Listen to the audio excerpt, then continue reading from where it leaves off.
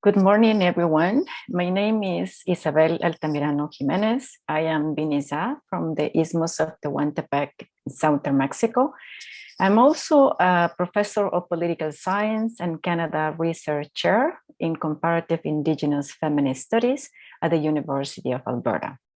I have the pleasure of moderating this panel on engaging impacted communities in energy transitions.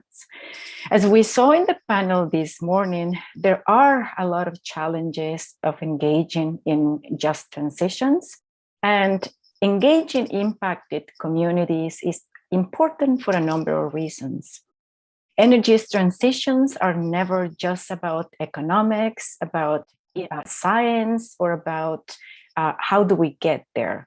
They don't happen in a vacuum, but in specific political contexts where specific outcomes are sought and envisioned. Despite having a smaller footprint, Indigenous communities are sometimes disproportionately affected by climate change and the fossil fuel pollution due to their community remotedness, geography, inefficient infrastructure. The Intergovernmental Panel on Climate Change noted, for example, that there are disparate impacts among these disadvantaged and vulnerable populations, Indigenous peoples, and local communities, particularly those dependent on agriculture and coastal livelihoods, will be the most impacted. But these impacts are also gendered. So often, Indigenous women, and specifically, they are excluded from these conversations. So from this perspective, it's not enough that Indigenous communities participate in energy transitions if we don't consider the inequalities and the historical relationships that they have had with the state and the private sector. The green energy transition might offer important opportunities for Indigenous communities and for women. But how this is done remains a central question in these conversations. To learn more about these issues, we have three experts who will be sharing their work with us. They bring different perspectives to this conversation, particularly from a gendered and Indigenous perspective. First, we will have Angele Alook, then co-presenters Sarah Brown and Sarah Winstanley. They will speak for about 10 to 13 minutes, and then I will offer some comments and perhaps raise a couple of questions. Then I will open the floor to your questions. I ask you to please include your questions in the Q&A box. Angele? Thank you, Isabel. Today, I'm going to be talking to you about imagining what a decolonial just transition would look like. My discussion today will be based on a book project that I've been a part of for the past year and a half. We just settled on a title, The End of This World, which is forthcoming. I worked with 5 amazing co-authors like Emily Eaton, who I think is at the conference today, an environmental studies professor, David Gray Donald, who's a journalist, Joel LaFrench, who has one of the most popular podcasts in Alberta on the left, Crystal Lehman, who's been an Indigenous land defender, Bronwyn Tucker, who is part of the youth climate justice movement, all wonderful writers and researchers. You know, when Emily asked me to come on to this project, I was very excited because we had planned to write about a just transition, taking into consideration Indigenous and settler relations. So this book is really about the end of the world, the end of this current world, which is based on capitalist colonialism and economies of death, and kind of imagining Indigenous settler futures from a different lens. This book is also about climate justice, Indigenous sovereignty. I think we're kind of asking the question, how do we achieve a just transition through dismantling settler colonialism? We draw on our various knowledges from the labor movement, the youth climate justice movement, Indigenous land defenders movements, and community scholarship.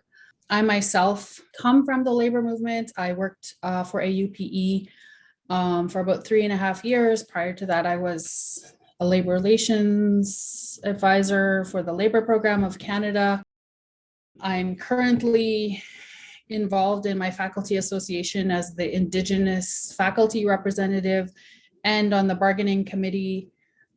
So I continue with my labor movement work. I've attended the last COP26 and the COP25. So I've gotten to know some Indigenous land defenders on the ground. I kind of bring that perspective to this project and also to trying to understand what a just transition would look like. So today I just want to talk about kind of my contributions around this book and also from my perspective, what we really need in place in order to have a just and fair transition, taking into consideration all aspects of society. So the first thing I think that we need to do and that we lay out in the book is that we need to return to treaty and understand that Indigenous people have inherent rights. I'm just going to quote Crystal Lehman here. She says, Indigenous peoples have inherent rights born to us, the right to air, water, land, natural resources, governance, our spiritual ways of knowing, being, and doing. And these are written into our treaties. Also, these are our inherent rights. And treaty isn't new to Indigenous people. Treaty didn't start when Europeans arrived in so-called Canada. Indigenous people have always had treaties with among different societies and nations. We have spiritual understandings of our treaty with our non-human relations and the ecosystems that we lived in. To Indigenous people, treaties were regarded as land use frameworks and agreements for sharing the land in mutual existence. So we need to return to that type of understanding in order to have a real just transition. And for a just transition to happen that is just and fair, we need to recognize and uphold Indigenous sovereignty, respecting, especially in Alberta, Treaty 6, 7, and 8. I'm from Treaty 8 territory, from the Bigstone Cree Nation. I've been involved in Idle No More and also climate justice marches alongside, the chief and council and elders and my cousins that really hold their treaty rights as very important to us.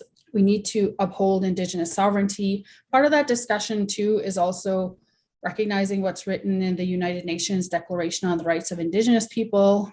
The free, prior, and informed consent that we get from that document is kind of where I begin with this whole discussion, returning to treaty. We also talk about the concept of land back. I have a couple definitions there. Sylvia McAdams says, give it back. It means to restore the livelihood, demonstrate respect for what is shared, which is the land, by making things right through compensation, restoration of freedom, dignity, and livelihood.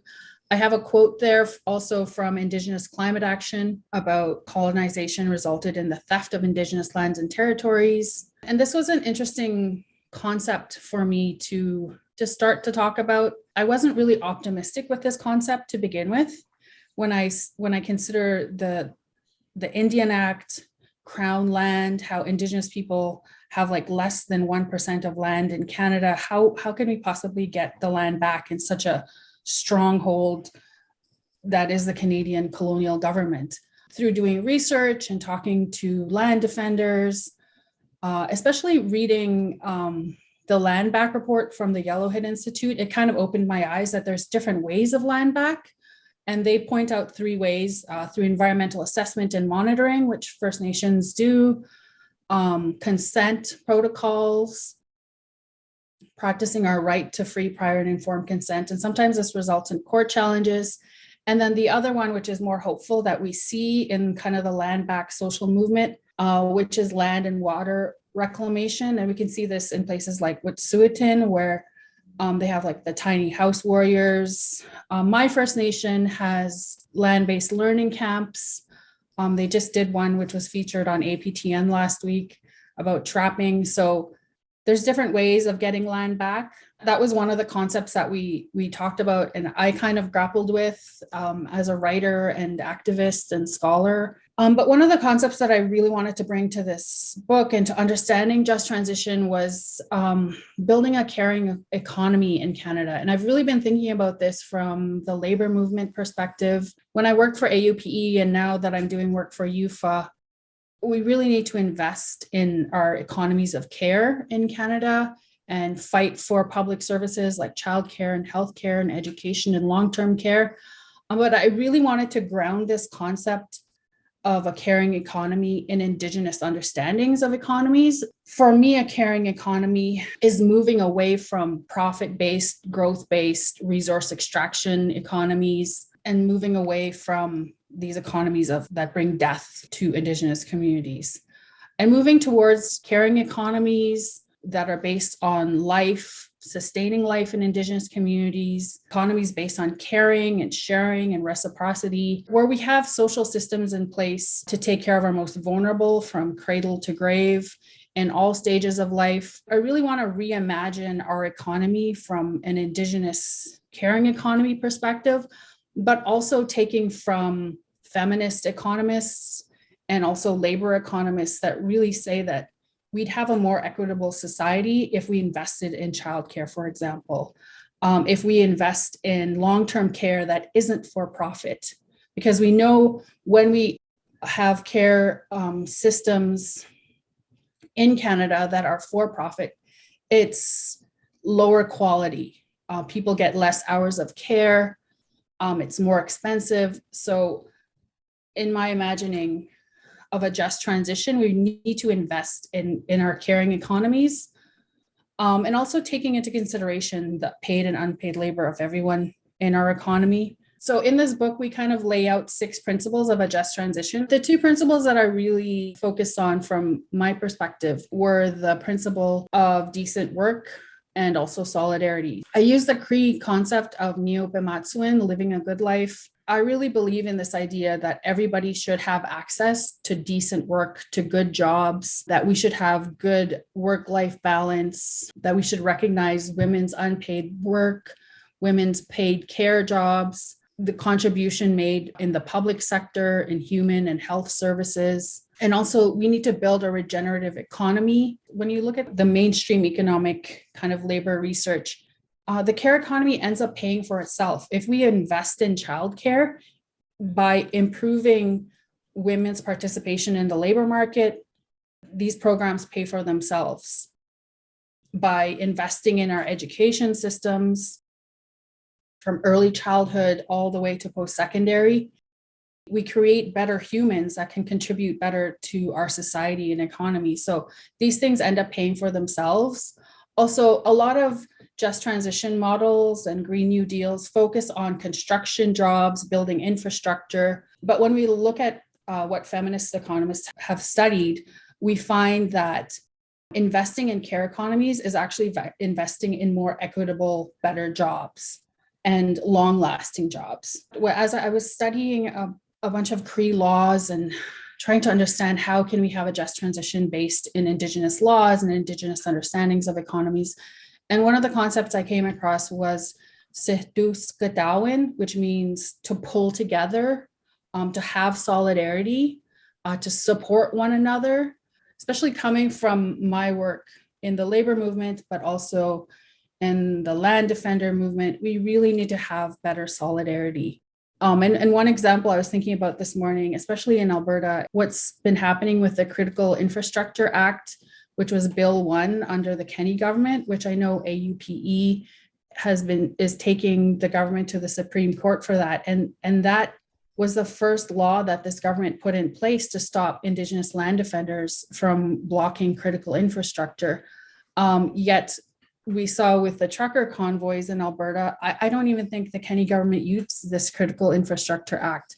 So I think we all need to pull together, fight for our freedom of association, fight for public services, and work together between, especially the labor movement and the Indigenous land defender and climate justice movements. I've had some really interesting discussions with both movements, and there's a lot there that we have in common. Thank you very much. So I want to thank Angele for that really foundational look at a caring economy and just kind of the need to restructure our economy as a whole to be more inclusive and accessible. I think my presentation pivots from that holistic view a bit, and it takes a look at policies in Canada that focus on a just transition for workers and communities.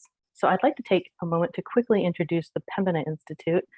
We are a national nonprofit think tank, clean energy think tank, with offices across Canada, and we work in several areas, including renewable energy, oil and gas policy, climate policy, and energy efficiency. Our mission is to advance a prosperous clean energy future for Canada through credible policy solutions that support communities, the economy, and a safe climate. And we also envision a world in which our needs are met in ways that protect natural ecosystems, ensure clean air, land, and water, stop contributing to climate change, and promote a just global economy. So our mission and vision are very much in alignment with the need to implement a just transition. So I'm excited to introduce our latest research paper on lessons learned from Canada's coal phase out. So Canada is on track to phase out coal-powered electricity by 2030, and Alberta will complete this transition in 2023. So that is coming right up. And in a lot of small, remote communities, the coal industry really keeps the town alive. So as we move away from coal power to lower emitting power sources, these workers and communities are going to need support. So our report examined programs and policies for workers and communities transitioning away from coal-powered electricity. And while it focused on coal, as Canada transitions to a net zero electric grid in 2035, and then also net zero nationwide by 2050, the support programs for coal phase out can really inform the efforts that are needed in other sectors as they complete their decarbonization journeys as well. So we found that just transition policies and programs can be stepped up in three key areas: providing good long-term jobs, supporting the growth of new and alternative local industries, and providing financial support for a just transition. And as jobs and communities shift to achieve this net zero economy, federal and provincial policies will play a central role in delivering a just and equitable transition. The net zero transition also presents a broader opportunity to address the systemic inequalities that exist in the traditional fossil fuel-based energy system. So we examined just transition policies and programs through the lens of providing sustainable jobs, community economic development and diversification, and financing a just transition, as well as reviewing existing literature and interviewing community and labor leaders. We determined that energy policy design must consider these key elements to support a just transition from the start. So the first element is setting clear targets and pathways toward decarbonization, and as well as communicating that information to stakeholders in a timely manner. So when Canada announced that we would phase out coal power in 2030, that gave provinces a hard deadline to plan towards. There were still discussions around trying to extend those timelines or add caveats to them, but now the pathway to coal phase out is clear. So while communities may choose to take different approaches to addressing the transition, it's clear that clear communication about the goals, pace, and pathways of energy transition measures provide certainty around which communities can plan for the future. And the second element is involving all stakeholder groups early in transition negotiations. This was a point that came up a lot in our discussions with community and labor leaders, that it's really never too early to start planning for the net zero transition. And additionally, and central, while most transition negotiations involve government and industry representatives, a really sound participation process should also include community leaders, labor groups, and Indigenous governments as well, right from the beginning, with everyone at the same table. So this is really an opportunity to include communities that have been disproportionately impacted by the environmental and health impacts of heavily polluting electricity generation. So in order for the net zero transition to be successful, someone has to pay for it. Government programs that provide direct funding to communities and individuals who need it are great for kickstarting short-term programs and projects. In addition, these programs should also be designed to include long-term financing options that will ensure the sustainability of the projects and programs that get started. Federal and provincial governments can also offer conditions-based financing options that incentivize retiring fossil fuel assets while reinvesting in clean energy projects that provide local jobs. And finally, impacted communities should receive priority for clean energy procurement programs. There are a lot of transferable skills between the traditional and net zero energy sectors, and which my colleague Sarah can speak to better than I can from our future skills work that we've done. But yeah, designing clean energy procurement programs that prioritize purchasing renewable energy from these impacted communities, while including a focus on community and Indigenous project ownership, can help communities use those transferable skills to transition to new energy sectors while keeping jobs in the community, which is really key for community sustainability. And our report also makes suggestions for federal and provincial governments to support a just transition. On the federal side, I wanted to highlight the importance of a federal Just Transition Act. This was something that was proposed at COP25 back in 2019. It has yet to come to pass, but implementing a Just Transition Act would really position Canada as a leader in this space. If implemented well, it would provide an all-encompassing framework for designing transition-focused legislation that ensures recognition of rights, worker and community participation, expansion of social safety nets, creation of new economic activities or opportunities, and also inclusive workforce development. So having a Just Transition Act is really key to ensuring that the just transition is and remains a central focus throughout this transition to net zero from now through 2050. And because the net zero transition affects people most at the community level, provincial governments have a huge role to play in ensuring that their workers and their communities have the opportunities that they need to thrive in the net zero economy. There are a lot of opportunities for provinces to support a just transition, so it's hard to pick just one. But the one that we heard a lot from community leaders was that provincial transition programs should support workers and their families. And in addition, they should also support workers who are employed in services that are ancillary to the local fossil fuel economy, such as like welders who may work on a contract. They work at the plant, but they don't work for the plant.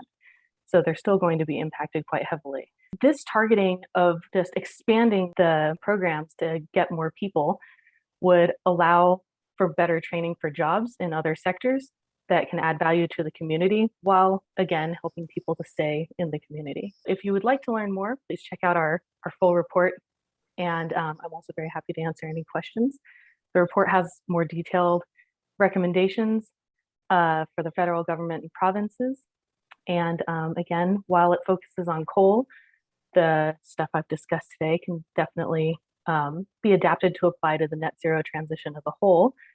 And that way we can create dynamic and resilient and thriving low carbon communities. Hello, everybody. I was really enjoying listening to Angele and Grace speak, and just kind of echoing what Grace said. I think, Angele, you laid a groundwork for something that I think we all need to consider when we talk about just transitions. And I'm really interested in how we can integrate this more into our gender equity work at Pembina.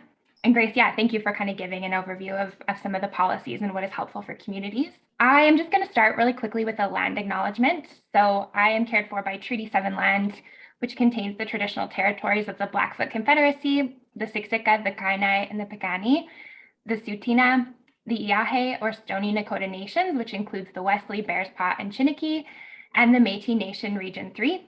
I'm currently in Mohkinstsis, which is Blackfoot for where the Bow and the Elbow rivers meet. And I think sometimes settlers like myself get stuck in this question of what can I do to work on reconciliation?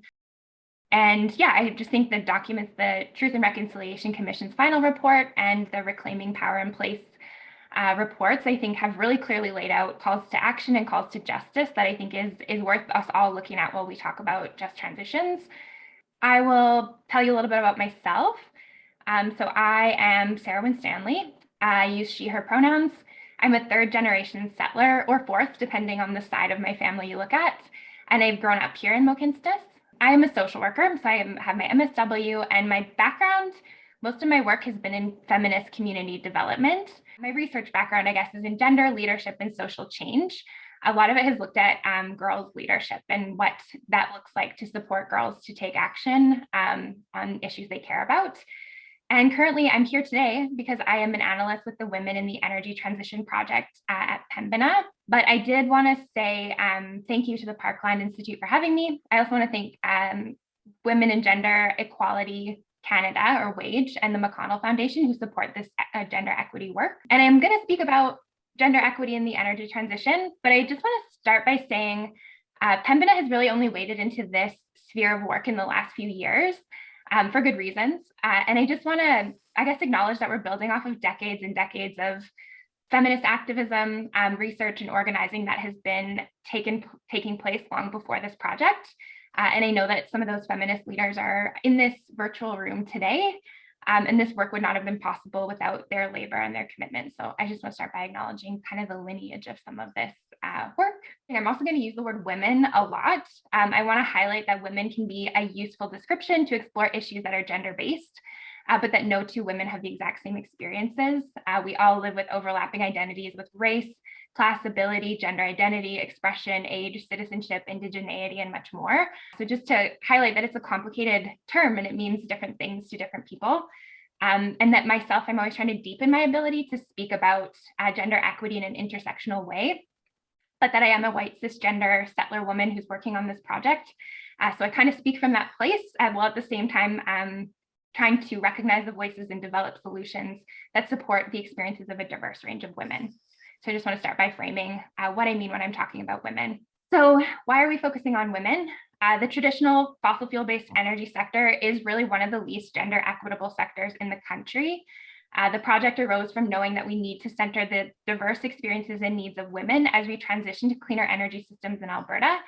And if we don't take action to address these imbalances while we transition, we know that the same issues will keep happening because they're entrenched and they're historical. A couple of stats I can share to illustrate some of the inequity.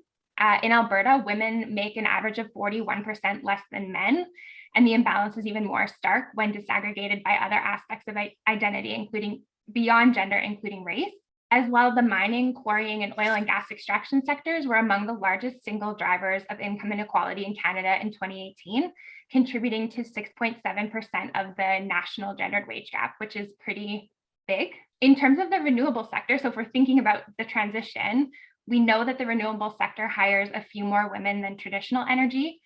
Globally, 32% of the renewable energy workforce is women, compared to 22% in the oil and gas sector across the world. And this increase is good, but it's not quite parity. We could make it better. And we really want to go beyond just looking at the numbers of women represented to really looking at, first of all, the disaggregated sort of who are the different identities of women who are represented, and also what are the practices and the policies that actually support people to truly have equitable experiences of work. I wanted to just briefly kind of go into the report that Pembina released last October on gender equity. We started by looking at the barriers for women. I feel pretty hungry for the solutions, but we wanted to start by kind of defining the issue so then we can move into what the solutions are. These are not issues that are unique to energy, but I think they show up in a unique way in the energy sector. So to kind of just give you an overall picture of what my colleagues found in this report, they found that 5 barriers show up at all points of a woman in energy's career journey. So starting with stereotypes about what girls are naturally suited for in childhood, to professional networks that actually exclude women, even when they're in the highest leadership positions. These barriers, unsurprisingly, are rooted in cultural and social norms that especially show up in powerfully male-dominated environments like STEM programs or remote work sites. And more data is needed. So this is kind of a review of the existing and recent literature on women's experiences in the energy sector in Alberta, but there wasn't really tons of data, especially on the experiences of women who face kind of multiple marginalization. And there also wasn't a lot of data specific to Alberta. So a lot of this research was rounded out by national and international data, but obviously more regionally specific information would make this information even stronger. I also wanted to just say that kind of going off of what Angele said about the care economy, this is going to speak about women workers in energy, but I think there is a really important whole other economy to think about when we think about energy transitions. So when I think sometimes when we talk about energy, we fixate on STEM jobs or sort of the technical jobs. And it's true that these roles often pay better and have more opportunities for advancement, but it's also important to note as we speak about gender equity, energy transition also involves the industries that may not be directly related to energy, but support that transition. So as mentioned, I think it was also mentioned last night, like administrative work, care work, domestic work, this is important now and will continue to be important. And there's different groups around the world who started to highlight the importance of that in our, as we transition away from our energy systems. So I just want to keep that in mind. I think that's a whole other conversation that I would love to have. But I'm going to briefly touch on the barriers for women in energy and share a couple of points that I think are particularly interesting about each. So the first issue is a lack of access to opportunity. So we see a low participation in STEM programs. We see career networks that tend to exclude women. And I think this last one, I'll touch on it a little bit more. So benevolent sexism showing up in sort of women's ability to access opportunities. For those who aren't familiar with the term, it's essentially sexist beliefs and stereotypes that are presented in a positive way that are sort of like praising somebody, but at the same time kind of pigeonholing them into a certain thing. So an example is assuming women in the trades will be gentler with machinery. So maybe aren't like up to the task and might be pushed into other roles, even though they could do that job just fine. So it's less violent, obviously, than overt sexism, but it's still patronizing and is made worse alongside barriers to completing an education in STEM, as the unsafe jobs are often more closely associated with technical positions that require STEM backgrounds and again, have better opportunities for advancement and leadership. So the next one is around good jobs. I think also this has come up a few times around what is a good job. There's a gender difference in what that is. For many women, depending on their situation, flexibility in hours, location, safety, these are all part of a good job. However, oftentimes when there are flexible work options and women take advantage of them, they then are unable to advance because these kind of adjustments that they've made, maybe there's perceptions that women maybe are not as committed to their job if they're not there all the time or not as visible. So even when those policies exist, it's important to think about what that means for somebody's career trajectory if they take advantage of them. There's also childcare issues. Access to childcare is a big one, as well as women being, having lower job security and more vulnerable to layoffs during times of economic downturn, like we've seen in this pandemic. The third one is around lack of ability to advance. So as happens in a lot of sectors, as kind of we look at seniority and levels of leadership, there are fewer and fewer women represented in the energy sector. I'll just highlight the lack of meaningful data on this. There isn't any kind of formalized requirement for reporting that actually gets at like a tipping point of like how many women you need more than just one on your board for there to actually be change in like a culture and for women to also feel heard. So I think having more data and kind of publicly reported is something that might be something to consider as we transition. The third one is around the income gap. I spoke about this earlier. This is actually an image from the Women's Center, who does a lot of work on income and income injustice in Calgary and in Alberta. I think somebody said earlier, I think Angele, I keep quoting you, but something about we have kind of feminized roles that are undervalued and underpaid. So these are human resources, finance, admin, but why couldn't those jobs be better paid as we look at the income gap? I think sometimes the instinct is to say, well, women should just go into those better paid jobs, but there are lots of jobs that are essential. Why don't we look at how to compensate them better? I guess in the same vein, looking at similar roles, even when women are in equivalent roles, they tend to be paid less and also held to higher performance standards in order to access more income. So the last one is around industry culture. This is a quote from Reclaiming Power in Place. They actually have a whole section on women's experiences with the energy sector, extractive industries, that I would totally recommend people have a read of. But I'll just highlight the frontier culture as one of the barriers. It can be described, I'm sure if people are familiar, can be described as a colonial myth that settler men discovered and struggled with the West to own and enforce their will on it, which requires rugged strength and determination. And this obviously doesn't take into account the fact that the lands have belonged to the Indigenous groups who've tended them for centuries. And this frontier culture is present, especially on remote work sites, culturally excludes women and many other groups, and can lead to gendered microaggressions and harassment. I'll just give a quick where we're at with these. So we have used this barriers report as a jumping off point. And we have engaged in a conversation with 4 different groups of women in the energy sector, outside of the sector, in training, to talk about these barriers and what solutions women would like to see. So that will be coming in the spring. So I would just highlight that for people to keep their eye out for. There's government solutions, workplace industry solutions, education and training. So that hopefully maybe the folks in this room will find that relevant for their work. Again, I'll highlight, like Grace did, where you can find it on our website. We have a publications bar that you can kind of browse through. And in addition to the equity policy solutions document, I also wanted to highlight, we are also releasing a future skills report relevant to this conversation, kind of mapping the skills that Canada will need in the net zero transition, with considerations around equity and how to help people actually access those opportunities who've been historically excluded. So maybe I will leave it there. This is how you can reach me if you're interested. And I'm really looking forward to the questions and kind of learning from Grace and Angele as we talk. So thank you very much. We have heard about how energy transitions with regards to, from a gender perspective and from Indigenous perspectives, what does it mean and what does it require? I think that we can also make the conversation a little bit more complex, in the sense that energy transitions are not a concern within the national boundaries. Energy transitions and the economy in which energy transitions are located have also a transnational component.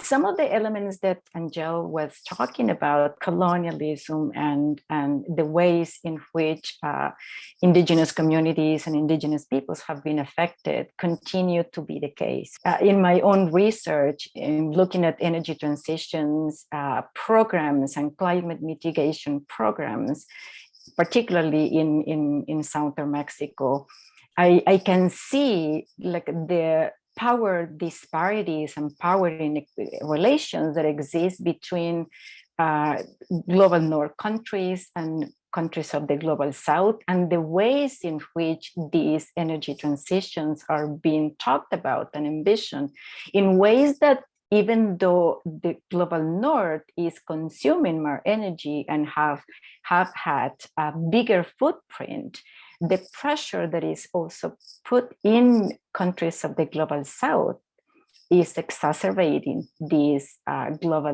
these power inequalities at the transnational level.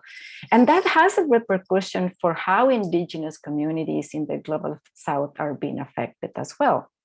So it's not surprising that a lot of Indigenous communities in these countries are opposed to energy transitions. And it's, you know, it might seem like an irony to oppose these kind of renewable energy projects and so on. But when they happened without a lot of consideration of Indigenous people's livelihood, or at a huge scale, or, you know, industrial scale, what are the implications for these communities? And in terms of what I'm trying to say is also that energy transitions, if we're not careful about considering the context and the way in which this happens, energy transitions can be equally extractive as well, as the extractive industries have been. And this is just to add to the conversation about what you have been saying in your presentations and what we heard in this morning in the first panel, that there is a lot of conversations about what is happening at the national level, but we also need to have a conversation about how this is happening at a more global scale. Particularly rich countries have started a different rush to secure strategic minerals or rare minerals that are important to build wind power generators, for example, or to build cars that don't depend necessarily in in gas, right?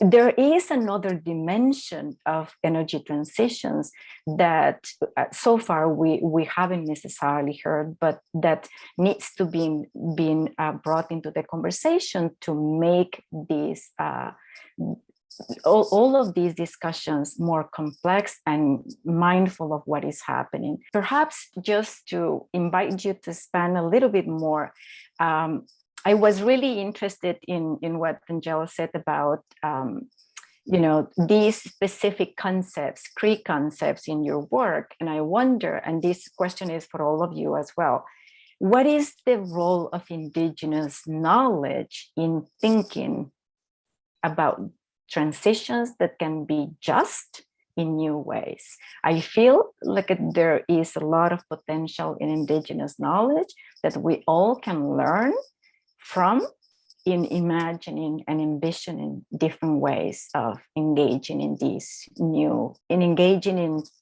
energy transitions. One of the other Cree concepts that I discussed was Manatje Dawan, to only take from the earth what you need, which is another Cree law and principle. A lot of Indigenous cultures, and I don't want to say that we're all the same, but when I did attend COP, I heard from Indigenous activists and policy leaders and scholars from Central and South America. They had similar knowledge systems where you are not greedy with what you take from the earth, that what you take from the earth is a gift, and that Mother Earth is a life giver, and all of these similar laws and principles. But one thing that I learned attending the last COP was like when I talk about this death economy, I'm talking about our history of genocide. It's in Canada, like the residential school system, murdered missing Indigenous women, which are really horrible parts of our history and our current society, but also people in Brazil, especially women activists that are land defenders, are being murdered. It's one thing for me to say these things in Canada, where I have certain human rights. Indigenous people in different parts of the world have different fights. I think that's why we need to respect Indigenous sovereignty, whatever that means for whatever territory. It's devastating, especially what's happening in Brazil.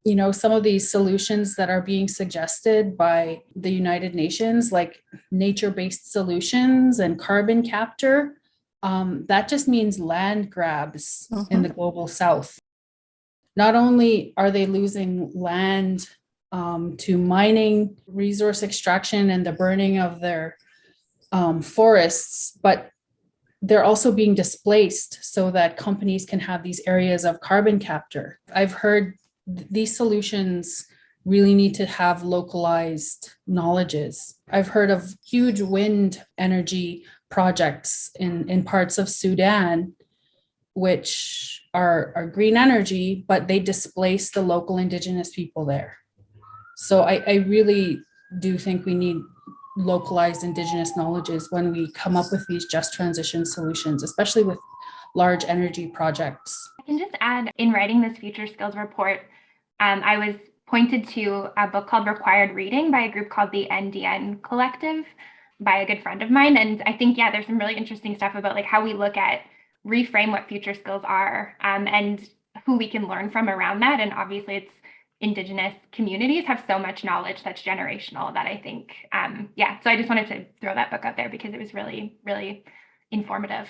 Definitely, I share with you, Angele, what you said about this idea of thinking about Indigenous sovereignty and the ways it might look in different places.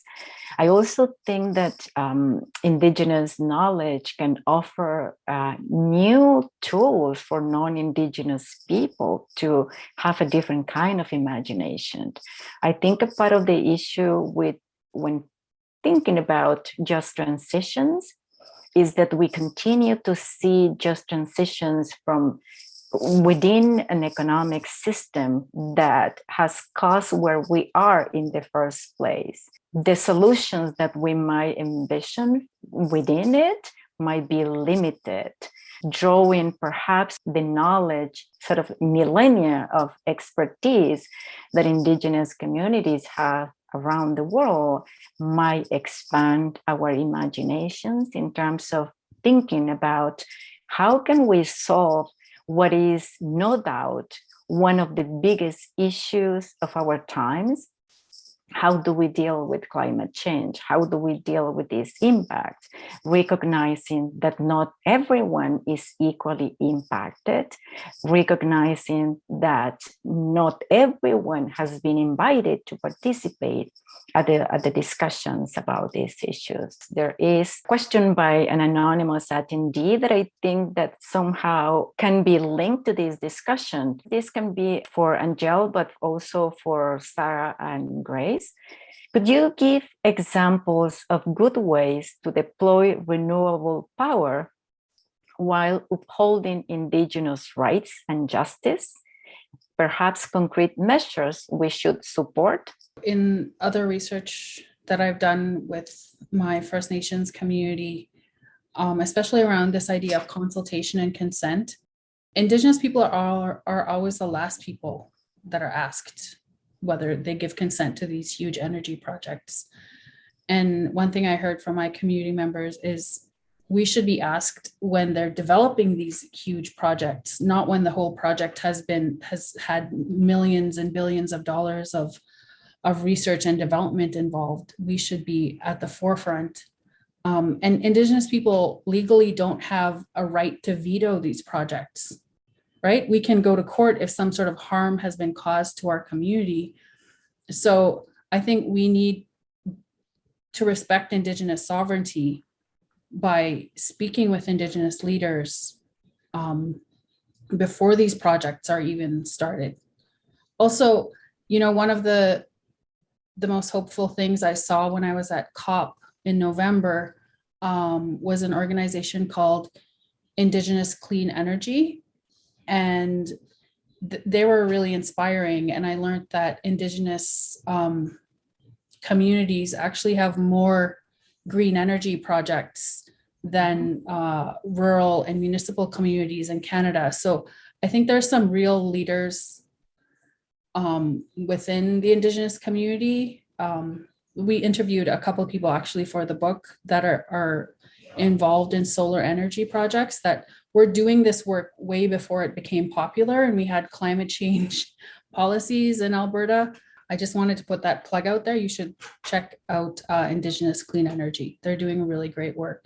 I think that consultation and consent piece is so important. Talk with the community leaders first. Make sure that you're getting the consent to do these developments within their communities. I think that we can also prioritize Indigenous ownership of projects and electric utilities as well. Like Angele mentioned, Indigenous Clean Energy is working with several Indigenous-owned renewable energy projects and even working on getting utilities started in their communities as well. Once you receive consent from the community, supporting legislation that prioritizes Indigenous ownership of renewable energy programs and then looks at prioritizing procurement from those programs, as well as supporting financial programs that allow Indigenous community leaders to access upfront capital that they need to develop those programs within their communities. Indigenous and community-led renewable energy projects have a hard time integrating into the grid is because regulatory and utility policies are pretty inflexible and don't really allow for community generation to contribute power. So I would advocate for flexible and updated regulatory and utility policies as well. A lot of work has been done already, right? That there are there, such as the Declaration of the Rights of Indigenous People, such as the other work that people have done with regards to how to include Indigenous communities in just transitions. Question from Emily Eaton. Any comments on bargaining for the common good as a strategy to address these gendered and other inequalities in carbon-based economies? How could we get the energy sector unions on board with this? But I think kind of going to tools that have already been developed around like how do you look at gender inclusion or intersectional gender inclusion using like the gender-based analysis plus tool that's been developed by the federal government, I think is a way of looking at who you might be including, who you might be unintentionally missing, whose voices are included. I feel like I just keep plugging tools, but I think like there are tools for kind of looking at how to have these conversations and who's part of them and who's not. So I think kind of a starting place could be there and kind of looking at how that could apply. So from my own perspective, as someone that's on our bargaining team right now, a lot of our discussions on equity and diversity and inclusion, like we're trying to bargain for hiring more equity seeking groups of people and also creating better working conditions for equity seeking groups. When we bargain for those things, and I know a lot of unions have this perspective, is you're not just bargaining for your union members, but you're bargaining also to create precedents within your institution or within your industry so that other unions can also bargain for similar things. Like I remember when I worked for AUPE, the Steelworkers Union were the first ones to have domestic violence leave in their collective agreement in Alberta. So when we saw that come out, me and one of my colleagues immediately contacted the union and said, can we see that language that you just bargained for? That's really amazing. Because there'd been research done on domestic violence leave and how domestic violence impacts workers. And so we were able to get that language from the steelworkers and share it with people at the union. And even right now, without divulging like the bargaining process, we're taking into consideration, the other two unions on our campus, but also considering all of the unions in Ontario that work on behalf of education workers. If you're bargaining for the greater good, then it can only benefit everybody in your organization and in your industry. It relates to the importance of having fair and equitable life chances and outcomes is connected to employment equity legislation. And the question is, as we build toward just transitions, how can we best ensure that all Canadians have fair and equitable access to a job?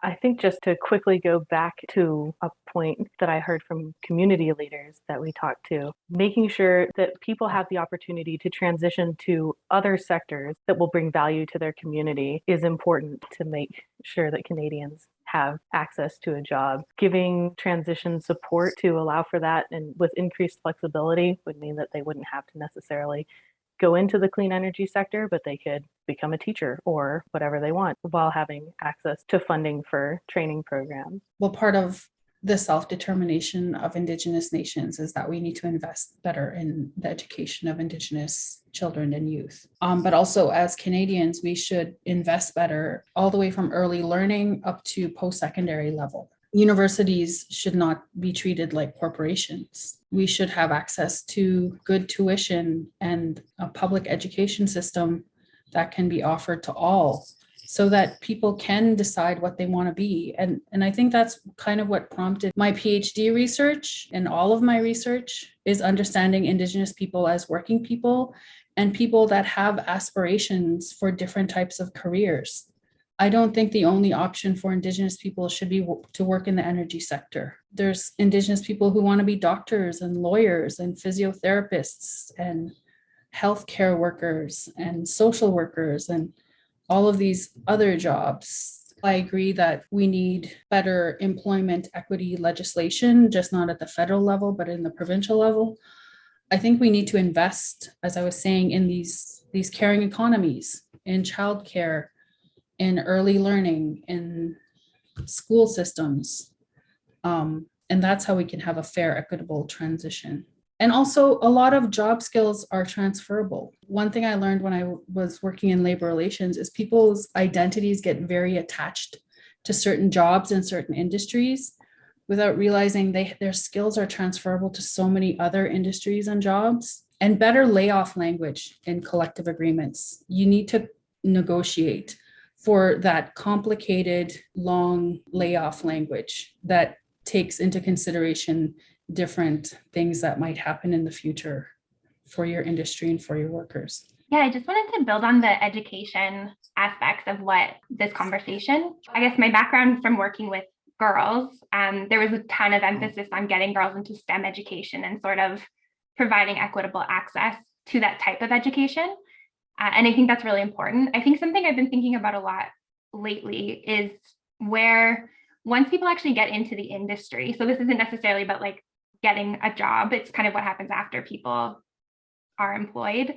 And I think that's that industry culture piece that I was talking about earlier. And I think there's some really interesting, I think, crossover from like care work and the care economy and like how you create, and again, that's maybe not perfect in a lot of those workplaces, but like how do you create environments that are actually caring and inclusive and sort of anti-oppressive, where people can actually be in those spaces and not be harmed? Because I think there's a lot of, I mean, there's trainings, but I also think there's something around like, how are the leaders in those spaces approaching equity and inclusion? And I think there's a lot of like transformation that is possible. And I think there's a lot more conversation happening about it at the moment. But yeah, I just kind of wanted to highlight that like there's retention, particularly of women in those in energy, I guess in the energy industry, the retention rates are not great. So it's kind of like, how do you, once people get there, then what does that look like as well? So I just kind of wanted to build on that piece of the conversation. I guess, it's not every day that you get to reimagine what a whole sector can look like. I think that this net zero transition that Canada is going through is a really good opportunity to kind of, as Angele started with, holistically retool our economy as a whole and make it more inclusive from just by design. There's been a lot of discussion around like frameworks and developing those, but now it's time to take action.